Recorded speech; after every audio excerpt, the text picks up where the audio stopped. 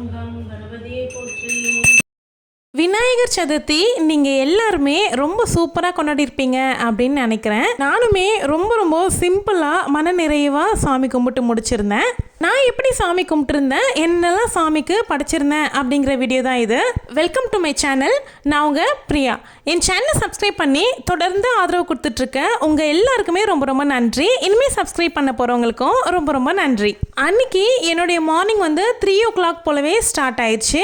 9:15 10:15 இருக்குல்ல, அந்த டைமிங்குள்ளவே விநாயகரை வாங்கிட்டு பூஜையுமே முடிச்சிடணும் அப்படின்ற பிளானில் தான் 3 o'clock எழுந்திருந்தேன். குளிச்சுட்டு வந்ததுமே மொதல் வேலையாக வாசலில் கோலம் எல்லாம் அழிச்சிட்டு புதுசாக கோலம் போட்டுட்டு கிச்சனில் ராத்திரி கழுவி வச்சுருந்த பாத்திரங்கள் எல்லாமே அந்தந்த பிளேஸில் எடுத்து வச்சுட்டேன். டெய்லி கிச்சனுக்கு வந்ததுமே நான் செய்கிற ஃபஸ்ட்டு வேலை இதுவாக தான் இருக்கும். அந்தந்த பாத்திரங்களை அந்தந்த இடத்துல செட்டில் பண்ணிட்டேன் அப்படின்னா தான் எனக்கு சமைக்கும் போது ஈஸியாக இருக்கும். அன்றைக்கி ஹஸ்பண்ட்மே கூடவே எந்திரிச்சிட்டாங்க. பால் அடுப்பில் ஏற்றிட்டு ஒவ்வொன்றா செய்ய ஆரம்பிச்சிட்டேன். ஃபஸ்ட்டு சுண்டல் தான் வேக போட்டு எடுத்திருந்தேன். வரலட்சுமி பூஜையில் கலசத்துக்கு யூஸ் பண்ணியிருந்த அரிசி இன்னுமே பேலன்ஸ் இருந்துச்சு. அந்த அரிசி கொண்டு தான் சக்கரை பொங்கலுக்கு ஊற போட்டிருந்தேன். இதுக்கு மேலே வண்டி காஃபி இல்லாமல் ஓடாது. காஃபி தான் பெட்ரோல் மாதிரி. எல்லா நாளுமே இப்படி கிடையாது. என்னைக்காவது ஒரு போதாக இருந்து சாமி கும்பிடுறேன் அப்படின்னா கண்டிப்பாக காஃபி இறங்கிரும். ருசிச்சு காஃபி எல்லாம் குடிச்சு முடிச்சுட்டு திரும்பவும் நான் இங்கே நெய்வேத்தியம் ரெடி பண்ணிட்டு இருக்கும் பொழுதே ஹஸ்பண்ட் லாஸ்ட்ல இருந்து ஃபுல்லாக பெருக்கி கொடுத்துட்டாங்க வீட்டை. முன்னாடி நாளே மாப் எல்லாமே போட்டு வச்சுட்டு இருந்தேன். பசங்க 2 பேருமே அன்றைக்கி ரொம்பவே சீக்கிரமாகவே எந்திரிச்சு குளிச்சுட்டாங்க. அவங்களால முடிஞ்ச ஹெல்ப்புமே எனக்கு செஞ்சாங்க. அன்றைக்கி நம்ம மட்டுமே ஒரு ஃபெஸ்டிவலில் ஸ்ட்ரெஸ் ஏற்றிக்கிட்டு எல்லா வேலையும் செஞ்சு கஷ்டப்படுறத காட்டிலும் இந்த மாதிரி குடும்பத்தில் எல்லாரும் சேர்ந்து ஒரு வேலையை செஞ்சு அந்த பூஜையை கும்பிடும்போது அவ்வளோ மனசு நிறைவாக இருக்கும் நமக்கு. முக்கியமாக இந்த மாதிரி ட்ரெடிஷ்னலான ஃபெஸ்டிவலுக்கெல்லாம் பசங்களை நம்ம ரொம்பவே இன்வால்வ் பண்ணணும். சுண்டலும் சக்கரை பொங்கலும் ரெடி பண்ணி முடிச்சதுமே மணி 6 ஆயிடுச்சு. சரி, ஓகே, வெளியே கோலம் போட்டுட்டு வந்துடலாம் அப்படின்ட்டு அந்த வேலை தான் பார்த்துட்ருக்கேன். அது என்னமோ தெரியலங்க, எந்த ஃபெஸ்டிவல்னாலும் முதல்ல ஞாபகம் வர்றது எனக்கு இந்த கோலமாக தான் இருக்கும். உங்களுக்கு எப்படி அப்படின்னு சொல்லுங்கள். இதுக்கப்புறமா பிடி கொழுக்கட்டை செய்ய ஸ்டார்ட் பண்ணியாச்சு. இந்த ரெசிபி மட்டும் ஷேர் பண்ணுற பாருங்க, தெரியாதவங்க தெரிஞ்சுக்கோங்க. இந்த பூரண கொழுக்கட்டெல்லாம் ரொம்ப ரேர் தான், எப்போவாது தான் நல்லா வரும். போன வருஷம் நல்லா வந்துருந்துச்சு. சரி, எதுக்கு ரிஸ்க் எடுக்கணும், பிடி கொழுக்கட்டையே செஞ்சிடலாம் அப்படின்னு தான் பண்ணிட்டு இருக்கேன். அளவு பார்த்தீங்கன்னா வெல்லம் நீங்கள் எந்த கப்பில் அளக்குறீங்களோ அதே கப்பில் தான் தண்ணி அளந்துக்கணும், அதே கப்பில் தான் தேங்காவும் அளந்துக்கணும். அரிசி மாவு கூட சம அளவு தான் எடுக்கணும். இந்த 4மே சம அளவு எடுக்கும்பொழுது டெக்ஸ்சர் கரெக்டாக வரும். வெல்லம் நல்லா கரைஞ்சதுமே வடிகட்டி எடுத்துக்கிட்டு தேங்காய் போட்டுருங்க. வெல்லம் வடிகட்டுறதுக்கு முன்னாடியே 2 ஏலக்காய் சேர்த்திக்கோங்க. தேங்காய் போட்டு 2 நிமிஷம் கிண்டினதும் அரிசி மாவு போட்டு கலக்கி விடுங்க. இந்த ஸ்டேஜில் நல்லா கொஞ்சம் நெய் சேர்த்திக்கணும். இதுக்கப்புறம் கிளறி ஸ்டவ் ஆஃப் பண்ணிவிட்டு கை பொறுக்கிற சூடு வந்தவுடனே இந்த மாதிரி கொழுக்கட்டையாக பிடிச்சி எடுத்துடணும். 10 நிமிஷம் வேக வச்சு எடுத்துக்கிட்டா சாஃப்டான கொழுக்கட்டை ரெடி ஆயிரும். நான் இந்த பக்கம் கொழுக்கட்டை ரெடி பண்ணிட்டு இருக்கும் போதே பையன் இந்த பக்கம் இருந்த சாமான் எல்லாமே கழுவி கொடுத்துட்டான். விநாயகரை கொண்டு வர்றதுக்கு முன்னாடியே பூஜை அறையில் இருக்கிற சாமிகளுக்கெல்லாம் பூ போட்டுறணும் அப்படின்னு பேசிட்டு இருக்கும்போது நான் போடுறேன் அப்படின்னு சொல்லிட்டு பெரியவன் போய் போட்டுட்டு இருந்தான். எனக்கு இந்த சுவாமி விஷயங்களை பொறுத்த வரைக்கும் பிருத்திவை விட மோனிஷ் தான் ரொம்பவே ஹெல்ப் பண்ணுவான். ஏன்னா மோனிஷ்க்கு தான் சுவாமி கும்பிடுறது, சாமி பாட்டு படிக்கிறது இதுலெல்லாம் ரொம்பவே இன்ட்ரெஸ்ட்னு சொல்லுவேன். அப்புறம் லாஸ்ட் மினிட்ல தான் ஞாபகம் வந்துச்சு, விநாயகருக்கு வைக்கக்கூடிய நெற்றிக்கு பட்டையும் கண் மலருமே கழுவாமே வச்சுட்டு இருந்திருக்கேன். அதுக்கப்புறமா எடுத்து கிளீனிங் லிக்விட்லாம் போட்டு கழுவி எடுத்துக்கிட்டேன். கடைசியில் பட்டை மட்டும் தான் வச்சுருந்தேன், கண் மலர் வைக்க வேண்டிய சூழ்நிலையே வரல. நல்ல விநாயகர் கண்ணெல்லாம் வரைஞ்சி ரொம்ப அழகாக கொண்டு வந்திருந்தாங்க.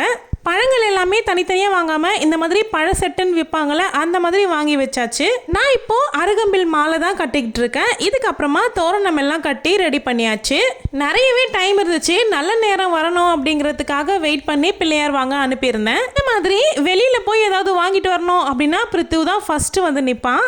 அப்புறமா அழகான ஒரு பிள்ளையாரை வாங்கிட்டு வந்திருந்தாங்க. அவருக்கு குங்குமம் மஞ்சள்லாம் வச்சு பூ வச்சுட்டு ஆரத்தி காமிச்சு உள்ளே கூப்பிட்டு வந்துட்டேன். போன வருஷம் கலர்லாம் பண்ணாமல் சாதாரணமான மண் பிள்ளையார் தான் வாங்கியிருந்தோம். இந்த வருஷம் பாருங்க கலர்லாம் பண்ணி சும்மா ஜம்முன்னு அழகாக இறங்கினாரு.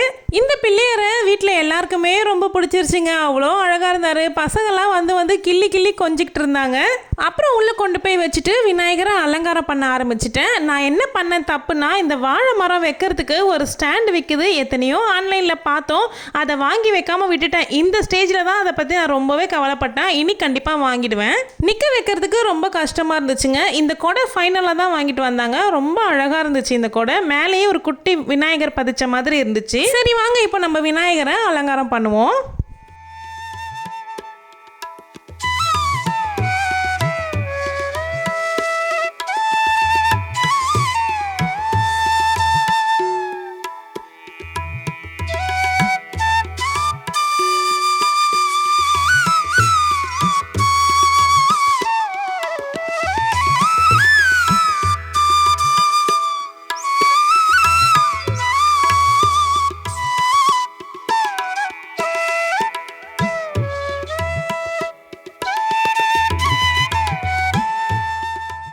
என்கிட்ட இருந்த எல்லா விநாயகர் சிலையுமே கொண்டு வந்து இங்கேயே வச்சுட்டேன்.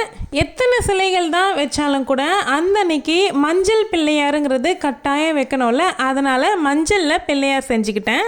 அந்த பிள்ளையாருக்கு குங்குமம் போட்டெல்லாம் வச்சு அழகாக மண் பிள்ளையார் கூடவே வச்சுட்டேன். அந்த அன்னைக்கு வெளியில் கிளம்ப வேண்டிய வேலை இருந்ததுனால தான் இந்த டைமிங்கை சூஸ் பண்ணி இந்த டைமிங்குள்ளே முடிக்க வேண்டியிருந்துச்சு. இல்லைனா இன்னுமே டைம் இருந்திருக்கும். நான் மதியம் போல் தான் செஞ்சுருப்பேன், சாப்பாடெல்லாம் செஞ்சு படைச்சிருப்பேன். எங்கே வெளியே போகணும் அப்படிங்கிறத பற்றி அடுத்தடுத்து வரக்கூடிய லாங் வீடியோவில் கண்டிப்பாக ஷேர் பண்ணுறேன். என்னதான் வெளியே போகிற வேலை இருந்தாலும் கூட கொஞ்சம் நிதானமாக தான் பண்ணிட்டு இருந்தேன், அவசரமாக இல்லாமல். ஏன் எனக்கு இந்த நிதானம் வந்துச்சு அப்படின்னா, நம்மளுடைய தேச மங்கையரசி அம்மா இருக்காங்கல்ல, அவங்க வந்து விநாயகர் சதுர்த்தியை பற்றின பதிவு கொடுக்கும்பொழுது ஒரு கதை சொல்லியிருந்தாங்க. நீங்கள் எல்லாருமே அந்த கதை கேட்டிருப்பீங்கன்னு நினைக்கிறேன். ஔவையார் அம்மாவுடைய கதை. ஔவையார் பாட்டி அவசரமாக பூஜை பண்ணிட்டு இருந்தாங்களாம். கைலாயத்துக்கு போகணும் அப்படிங்கிறதுனால விநாயகரே நேரில் தோன்றி ஏன் இந்த அவசரம் அப்படின்னு கேட்டதா அந்த பதிவில் ரொம்ப அழகாக சொல்லியிருந்திருப்பாங்க. அதை கேட்டதுக்கு அப்புறமா எவ்வளோதான் வேலை இருந்தாலும் எங்கே தான் போகணுன்னாலும் அவசரப்படக்கூடாது, நிதானமாக செய்யணும் அப்படிங்கிறது தெரிஞ்சுக்கிட்டேன். இந்த விநாயகர் சதுர்த்தி ஒரு சில பேரால் நிறைய காரணங்களால் கொண்டாட முடியாமல் போயிருக்கலாம். அதுவுமே அவருடைய செயல்னு தான் நினச்சிக்கோங்க. எதுவுமே கவலைப்படாதீங்க, எல்லாமே நல்லதுக்கு அப்படின்னு நினச்சிக்கிட்டு போயிருங்க. விநாயகர் சதுர்த்தி இந்த வருஷம் கொண்டாட முடியலன்னா என்ன, எல்லா வருஷமும் விநாயகர் சதுர்த்தி வரதான் போகுது. அந்தந்த வருஷத்தில் நீங்கள் ரொம்ப கிராண்டாகவே கொண்டாடுவீங்க. அதனால் விட்டு போயிடுச்சு அப்படின்னா கவலைப்படாதீங்க. நம்ம மனசை சுத்தமாக வச்சுக்கிட்டு மனசு அளவில் விநாயகரை கும்பிட்டோம் அப்படின்னா கூட ஓடோடி அருள் பாவிப்பார். அவ்வளோ எளிமையான கடவுள் தாங்க விநாயகர்.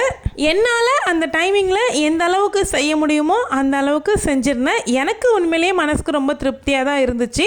விநாயகருமே திருப்தியாக ஏற்றுக்கிட்டு இருப்பார் அப்படின்ற நம்பிக்கையும் எனக்கு இருக்குது. நான் 26ஆம் தேதியே விநாயகர் வாங்கியிருந்தேன் அப்படின்னா 3 நாளில் விசர்சனம் பண்ணிட்டு இருந்திருப்பேன்.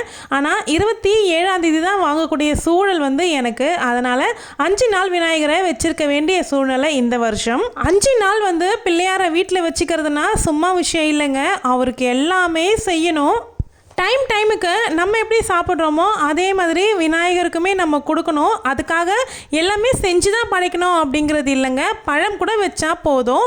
பழம் இல்லை அப்படின்னா கூட பால் வச்சு கூட கும்பிடலாம், ஒரு தேங்காய் உடச்சி வச்சு கூட கும்பிடலாம், ஒரு நாட்டு சக்கரை வச்சு கும்பிடலாம். இந்த மாதிரி நம்மக்கிட்ட என்ன இருக்கோ அதை வச்சு விநாயகரை கும்பிட்டு முடிங்க. நானும் மோனிஷும் தான் அன்றைக்கி விநாயகர் பாடல் எல்லாமே பாடி நிறைவாக சாமி கும்பிட்டு முடிச்சிருந்தோம்.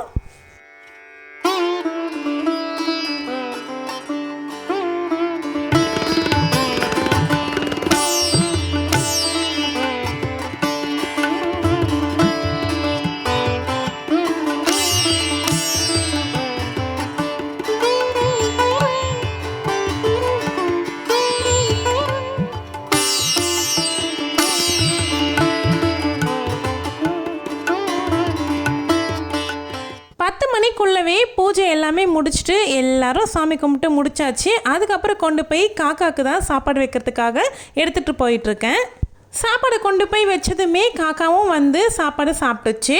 நான் பண்ணியிருந்த இந்த பூஜை உங்களுக்கும் பிடிச்சிருக்கு அப்படின்னா வீடியோவை லைக் பண்ணிக்கோங்க. நீங்கள் இன்னும் சேனலை சப்ஸ்கிரைப் பண்ணல அப்படின்னா கண்டிப்பாக சேனலை சப்ஸ்கிரைப் பண்ணிக்கோங்க.